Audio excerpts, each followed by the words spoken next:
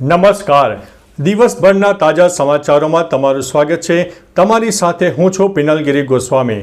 સમાચારો વિસ્તારથી જાણીએ એ પહેલા મહત્વના સમાચારો ઉપર એક નજર. મિત્રો, આજની વિડીયોમાં સૌપ્રથમ વાત થશે ગુજરાતમાં ઠંડીની જોરદાર આગાહી. અત્યારે અનેક વિસ્તારમાં ન્યૂનતમ તાપમાન 10 ડિગ્રી કરતાં નીચે નોંધાયું છે, ત્યારે નલિયામાં તો 7 ડિગ્રી કરતાં નીચે નોંધાયું છે.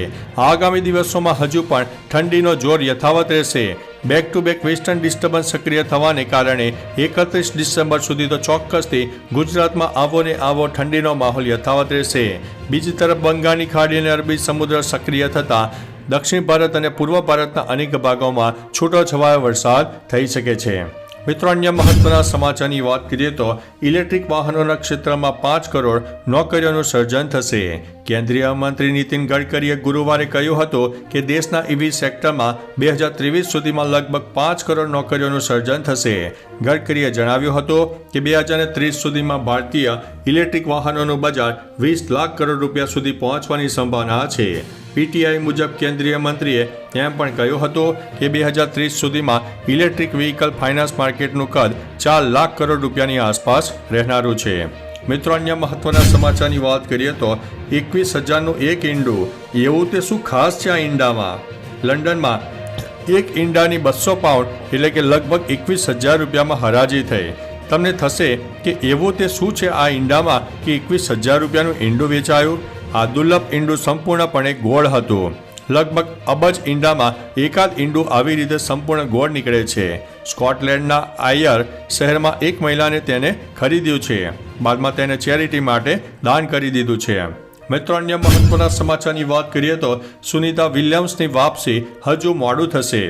અવકાશયાત્રી સુનિતા વિલિયમ્સની પૃથ્વી પર પરત ફરવાની આશાને ફરી એકવાર ઝટકો લાગ્યો છે.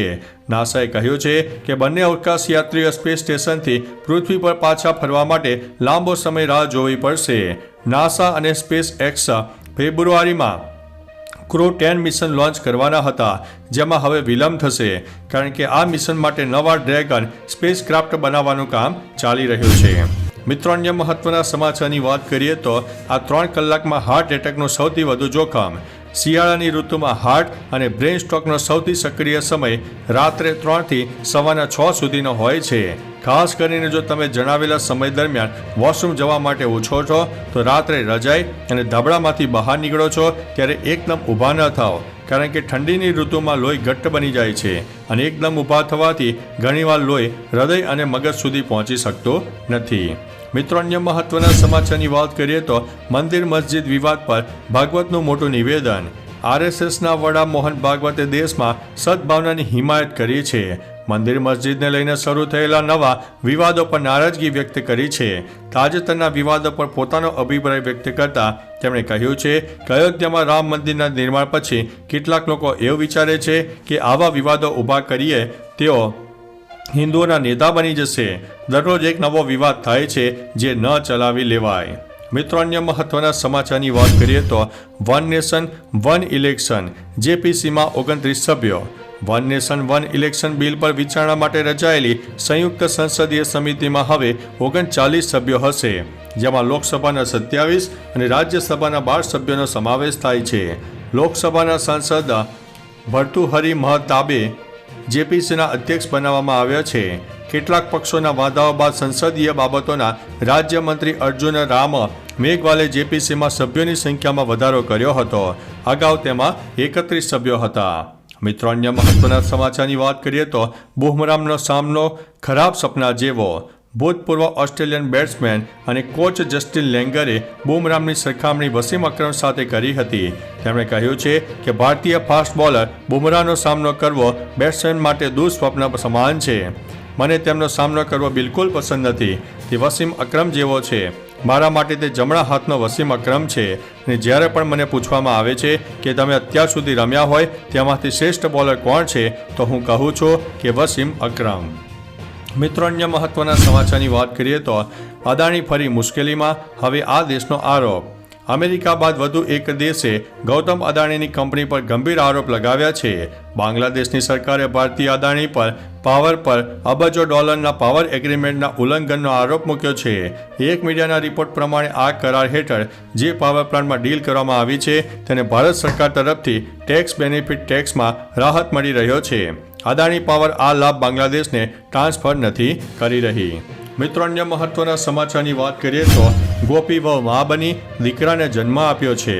સાથ નિભાના સાથિયાની ગોપી વહુ એટલે કે દેવોલીના ભટ્ટાચાર્યજી માતા બની છે. તેણે 18 ડિસેમ્બરે દીકરાને જન્મ આપ્યો છે. અભિનેત્રીએ પોતે તેના સોશિયલ મીડિયા હેન્ડલ દ્વારા આ માહિતી આપી છે. ત્યારથી તેના મિત્રો અને ચાહકો કપલને અભિનંદન આપી રહ્યા છે. દેવોલીનાએ તેના ઇન્સ્ટાગ્રામ એકાઉન્ટ પર એક વિડીયો શેર કર્યો છે અને તેના કેપ્શનમાં તેમણે લખ્યું છે કે હેલો વર્લ્ડ, અમારો નાનો એન્જલ આવી ગયો છે. મિત્રો, અન્ય મહત્વના સમાચારની વાત કરીએ તો કેરળના મહિલા પત્રકાર મંડળ ગિફ્ટ સિટીની મુલાકાતે. ગુજરાતમાં પ્રવાસે આવેલા કેરળના મહિલા પત્રકાર પ્રતિનિધિ મંડળે ત્રીજા દિવસે ગિફ્ટ એટલે કે ગાંધીનગર સિટીની મુલાકાત લીધી હતી. આ પ્રતિનિધિ મંડળે અહીં આવેલા ફોરેન એક્શનની રૂબરૂ મુલાકાત લઈને તેની કામગીરી અંગે માહિતી આપી હતી. મંડળે ઇન્ટરનેશનલ ફાઇનાન્શિયલ સર્વિસ સેન્ટર ઓથોરિટીના અધ્યક્ષ કે રાજા રમણ સાથે પણ મુલાકાત કરી હતી. મિત્રો, અન્ય મહત્વના સમાચારની વાત કરીએ તો રસ્તાઓ રીસર્ફેસિંગ કરવા માટે 131 કરોડ રૂપિયા મંજૂર. સીએમ ભૂપેન્દ્રભાઈ પટેલે Gujarat state road development corporation દ્વારા રાજ્યમાં હાથ ધરાઈ રહેલા અગત્યના પ્રોજેક્ટ સાથે કોર નેટવર્કને જોડતા અને તેને પૂરક માર્ગો તરીકે કાર્યરત કુલ 5 જેટલા રસ્તાના રીસર્ફેસિંગ માટે 131 કરોડ રૂપિયા મંજૂર કર્યા છે. મુખ્યમંત્રી ભૂપેન્દ્રભાઈ પટેલે આવા કુલ 142 કિલોમીટર લંબાઈના માર્ગો માટે આ રકમ મંજૂર કરી છે.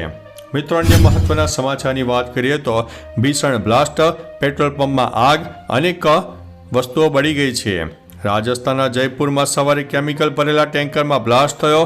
પેટ્રોલ પંપ પણ આ બ્લાસ્ટની ઝપેટમાં આવી ગયો, જેથી ભીષણ આગ લાગી, જેમાં 20થી વધુ વાહનો બળી ગયા. આ દુર્ઘટનામાં લગભગ 30 લોકોને ઈજાઓ પહોંચી છે. 30થી વધુ એમ્બ્યુલન્સ અને ફાયર બ્રિગેડની ગાડીઓ પણ ઘટના સ્થળે પહોંચી ગઈ હતી. હાઈવેની બાજુમાં પાઇપ ફેક્ટરી બળીને ખાખ થઈ ગઈ છે. હાઈવે બંધ કરી દેવામાં આવ્યો છે. મિત્રો, અન્ય મહત્વના સમાચારની વાત કરીએ તો પીએમ મોદીએ જ્યોર્જ કુરિયનના ઘરે ક્રિસમસની ઉજવણી કરી. પીએમ નરેન્દ્રભાઈ મોદીએ ગુરુવારે કેન્દ્રીય પ્રધાન જ્યોર્જ કુરિયનના નિવાસસ્થાને નાતાલની ઉજવણીમાં હાજરી આપી.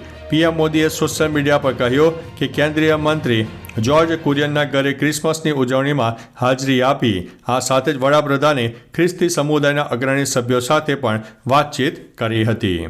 મિત્રો, અન્ય મહત્વના સમાચારની વાત કરીએ તો કોંગ્રેસ કાર્યાલયમાં તોડફોડ, ભાજપનો હોબાળો. ભાજપના કાર્યકરોએ મુંબઈમાં કોંગ્રેસ કાર્યાલયમાં તોડફોડ કરી હતી. દરવાજા અને બારીના કાચ તોડી નાખ્યા. કાર્યાલયની બહાર લાગેલા સોનિયા, રાહુલ, પ્રિયંકા અને મલ્લિકાર્જુન ખડગેના પોસ્ટરો પર શાહી ફેંકી. પોલીસને લાઠીચાર્જ કરવાની ફરજ પડી. તોડફોડ દરમિયાન ભાજપના કાર્યકરો વંદે માતરમના નારા પણ લગાવી રહ્યા હતા. તેમણે કહ્યું કે આંબેડકરનું અપમાન અમિત શાહે નહીં પરંતુ કોંગ્રેસે કર્યું છે. તો ચાલો મિત્રો, ફરીથી દેશ અને દુનિયાના સુપરફાસ્ટ સમાચાર લઈને મળતા રહીશો. ત્યાં સુધી અમને રજા આપશો. નમસ્તે.